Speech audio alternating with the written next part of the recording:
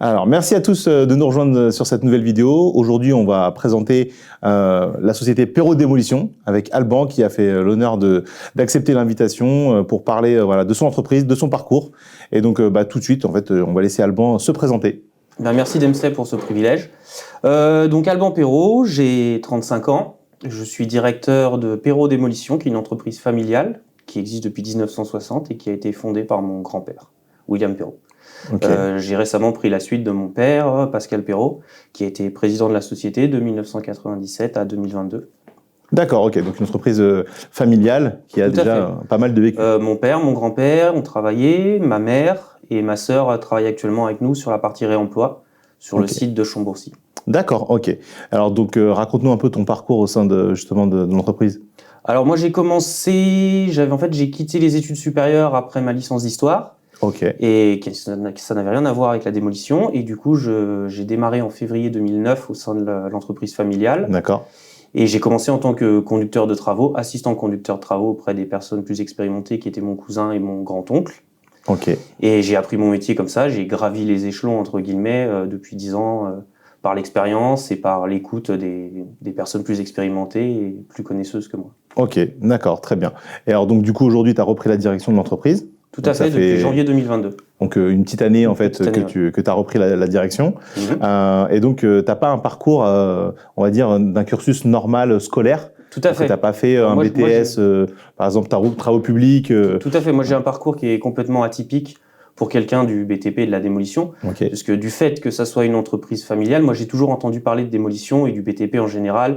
Le soir à table, le week-end en famille. C'était le sujet presque prédominant dans nos conversations familiales.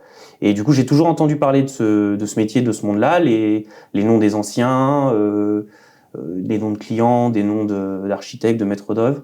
Et après avoir fait des études supérieures en histoire, qui était ma passion première, j'ai décidé de me réorienter et j'ai proposé à mon père de rejoindre la société familiale et il a accepté.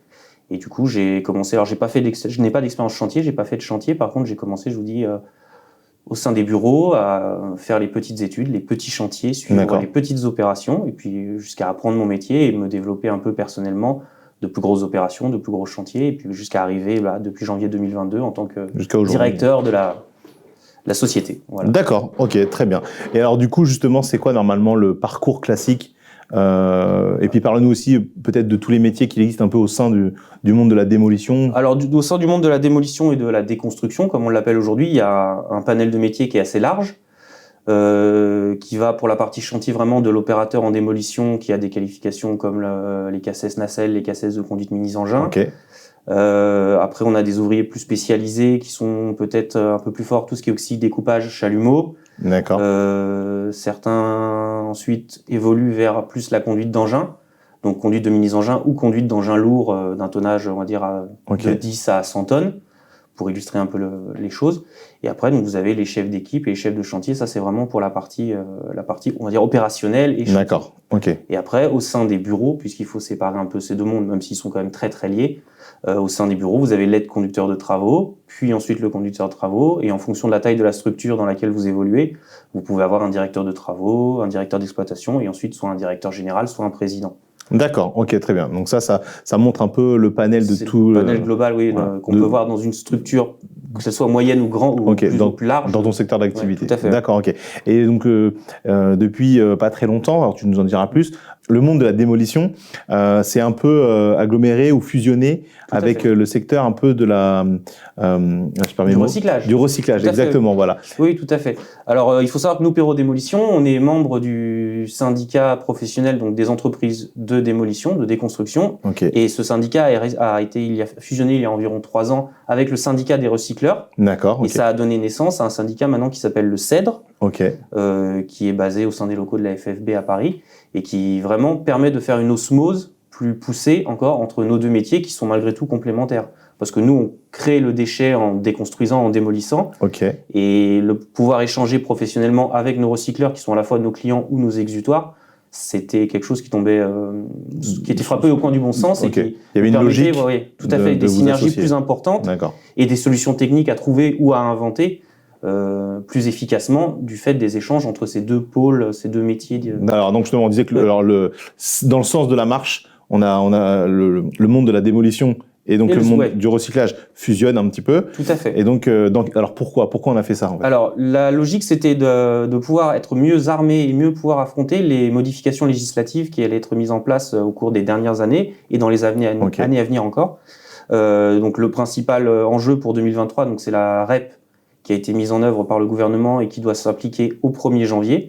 On va dire avec une période d'adaptation jusqu'au 1er mai 2023. Et c'est un changement de philosophie, on va dire, quant au traitement des déchets, à la gestion des déchets, à leur tri en amont et ensuite dans un but de favoriser notamment leur réemploi ou leur réutilisation dans la fabrication de matériaux neufs. Tout ça ayant pour finalité la baisse de l'empreinte carbone du secteur du BTP français. C'est mieux pour savoir ce que veut dire exactement la déconstruction. Donc on peut dire que c'est un peu un secteur qui évolue, qui continue à évoluer avec des nouvelles technologies. Pour la petite blague, on voit souvent, notamment dans les films à l'américaine, on voit souvent une grosse boule, qui tape un peu partout. Tout à fait. Voilà, c'était un peu facile. Ça, mais justement, on voudrait savoir en fait, moi le premier dans mon activité au tout début quand j'ai démarré dans le monde du BTP. Voilà, pour moi la démolition c'était on vient, on tape, ça tombe, on va pas chercher plus loin. Tout à fait. Ouais. Mais le monde de la démolition, c'est un peu plus que ça quand même. Surtout ces dernières années, ça a énormément évolué. Et du fait des contraintes réglementaires, du fait de la nécessité de fournir un travail de qualité, de plus en plus de qualité, et de maximiser notamment le tri, parce que la baisse de l'impact carbone de notre métier, ça fait déjà 20 ans que les entreprises du CEDRE et les entreprises de démolition en général en France l'ont anticipé. Bien sûr. Et il y a à la fois un coût financier qu'il faut réduire pour baisser les coûts d'une entreprise, forcément. Et donc, pousser le tri, pousser la qualité, pousser la minutie du travail effectué, c'est agir pour avoir une satisfaction du client et en sortie de chantier aussi pour avoir moins de coûts financiers du fait des traitements des déchets.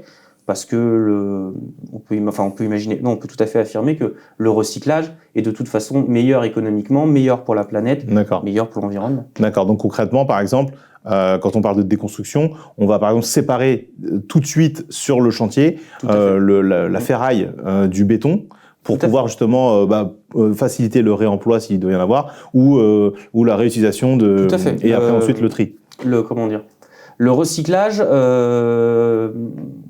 doit être poussé. Enfin, c'est la philosophie qu'il y a au sein de mon entreprise. Et c'est la philosophie, c'est vraiment de pousser le recyclage au maximum. C'est-à-dire que quand vous déposez, mettons, le second œuvre d'un bâtiment de bureau, donc ça va être vos faux plafonds, vos cloisons, vos moquettes, tout ça, ça doit être trié en amont dès le moment de la dépose pour que l'opérateur n'ait pas à reproduire plusieurs fois le même mouvement. Et comme ça, une fois que chaque morceau, chaque élément différent du plâtre, du plastique, de la moquette sont séparés dès le moment de la dépose, ça vous permet d'orienter vos flux vers les bons exutoires, vos flux de déchets, et ça vous permet aussi donc du coup de maximiser votre taux de recyclage ou votre taux de réemploi si le matériau présente un intérêt pour du réemploi. D'accord, ok. On voit, c'est vrai en effet que des entreprises qui justement ont ce secteur d'activité vraiment de réemploi qui le poussent beaucoup. On voit beaucoup, par exemple, des lumières qui repartent dans une seconde vie dans d'autres pays, par exemple, ou de la moquette qui peut être réutilisée. C'est parce qu'il y a, excuse-moi de te couper, il y a beaucoup de bâtiments sur lesquels nous on œuvre alors en réhabilitation ou en démolition totale. En fait, c'est des bâtiments qui, dans leur structure, dans leurs gros œuvres, ont peut-être 30 ou 40 ans de conception, mais ces bâtiments-là, ils ont été rénovés 2 ou 3 fois pendant leur vie de 40 ans. Et certains éléments dans des bureaux, notamment de grandes entreprises, je pense surtout à des entreprises publiques, c'est des bâtiments qui ont été rénovés il y a 10-15 ans. Donc en fait, les luminaires sont neufs, ils sont tout à fait en état de marche. Les revêtements de sol sont très propres, et on peut tout à fait les déposer proprement et les réinstaller dans un bâtiment en cours de construction. Il y a plein d'éléments comme ça qui peuvent être revalorisés. Et ça évite d'avoir à fabriquer du matériau neuf parce que le matériau qui est déjà en place, que nous, en tant qu'entreprise, on a déposé proprement, il a encore peut-être 5 ou 10 ans de vie devant lui. D'accord, ok. Et c'est là tout l'intérêt justement d'une déconstruction réussie, c'est maximiser. Donc voilà, déconstruction, moi je dis même déconstruction sélective, parce que voilà, on sélectionne les éléments à déposer, on les met dans des containers spécifiques, dans des bennes spécifiques, et on évite les mélanges au maximum. Le principal, c'est d'éviter les mélanges pour que chaque matériau reste, on va dire, entre guillemets, le plus pur possible, pour qu'il puisse être réutilisé ensuite, dans un second temps. Très bien, ça marche. Alors du coup, on parle beaucoup en ce moment, c'est un peu dans l'actualité, de problèmes d'embauche. Donc du coup, naturellement, ce qui me vient à l'idée, c'est voilà, dans ton secteur d'activité, où est-ce qu'on en est ? Est-ce que c'est compliqué ? Est-ce que toi-même tu cherches du personnel, ou est-ce que c'est assez facile ou compliqué de trouver du personnel qualifié ou non, je ne sais pas d'ailleurs. Les deux, des personnels qualifiés comme non qualifiés. C'est très compliqué en ce moment. Je crois qu'il y a beaucoup de secteurs en France qui sont touchés. On parle beaucoup de la restauration. Tout à fait, ouais. Mais le BTP en général fait partie des secteurs qui est le plus demandeur en ce moment de main-d'œuvre qualifiée et non qualifiée. Parce que malgré tout, en sortie de Covid, il y a eu une reprise de l'activité qui était assez forte, du fait des arrêts de chantier pendant la période de confinement. Mais même une activité, même si elle n'est pas, on va dire, extraordinaire, c'est une activité qui reste malgré tout soutenue. Et les entreprises de BTP, que ce soit en démolition, mais j'imagine aussi en VRD, manquent de personnel. Et c'est très compliqué de trouver, d'arriver même à motiver des jeunes. C'est ce qu'on aimerait aussi, nous, en tant que syndicat professionnel, le CEDRE, c'est de motiver des jeunes à nous rejoindre, à rejoindre nos métiers. D'accord, parce que ce sont des métiers qui sont intéressants, rémunérateurs et qui sont formateurs. D'accord, ok, très bien.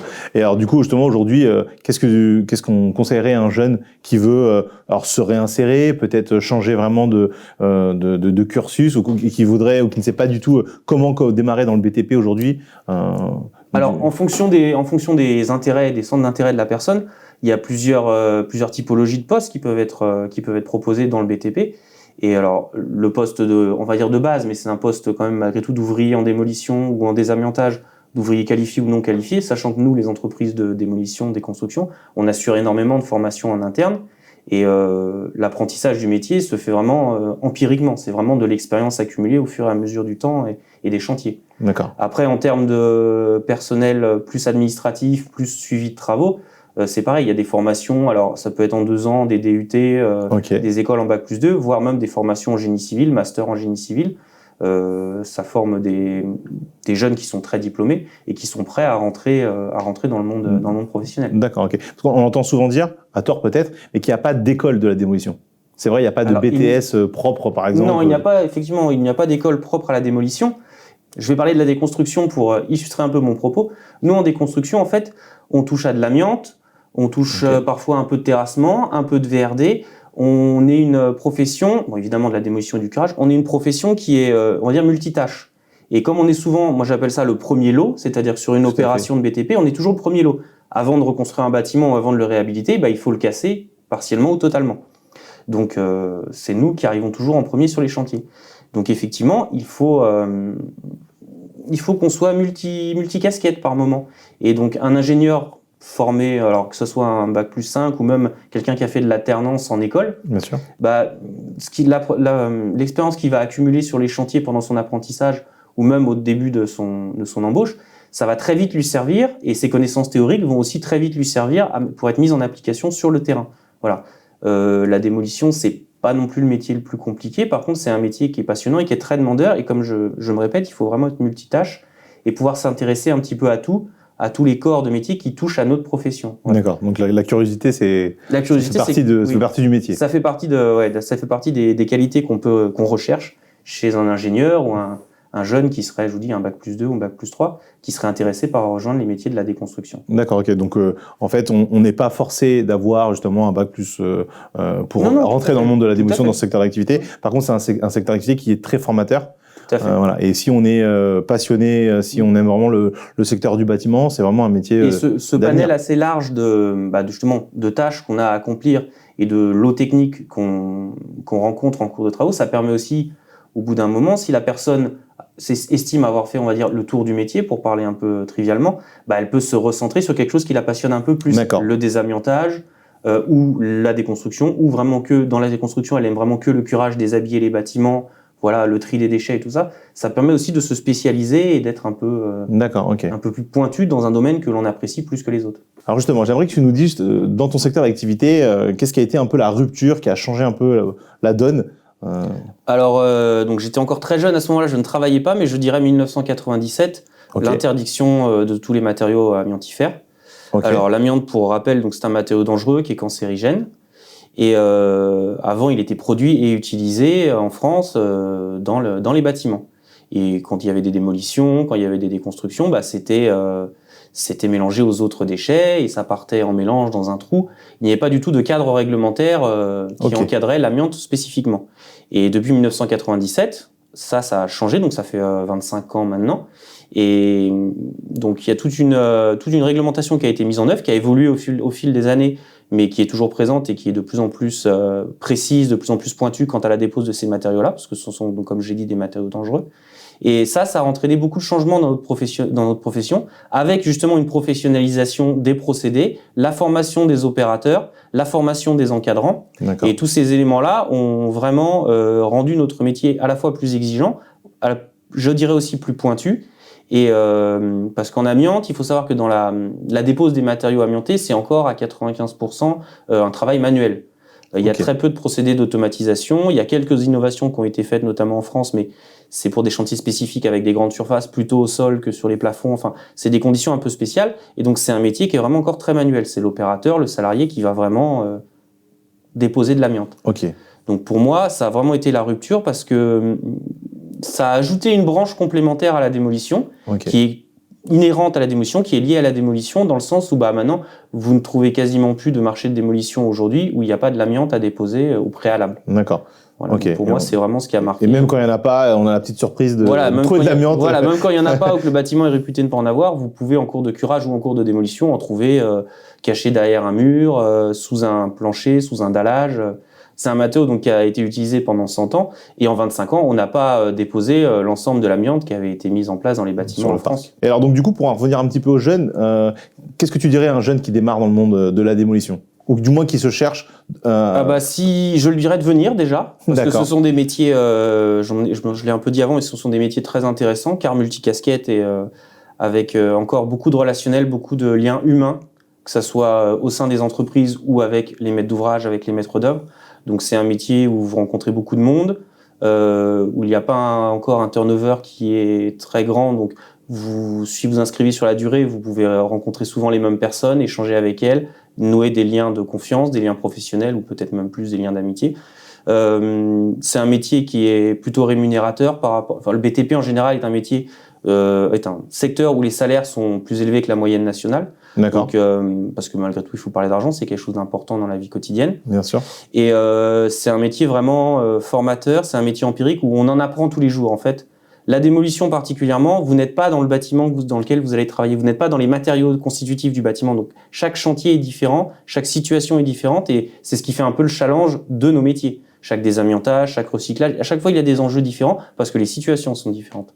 Donc moi, c'est familialement, donc je suis passionné de ça. Mais n'importe qui, même s'il ne vient pas du milieu du BTP en général, il pourra trouver sa place dans la démolition et il pourra apprendre et s'épanouir au mieux, je pense. Moi, je comprends très bien, j'ai vraiment découvert le monde du BTP par le biais de la démolition. Tout à fait. Voilà, comme tu le sais, on s'est connus il y a quelques années, et voilà, et on a démarré un peu en même temps.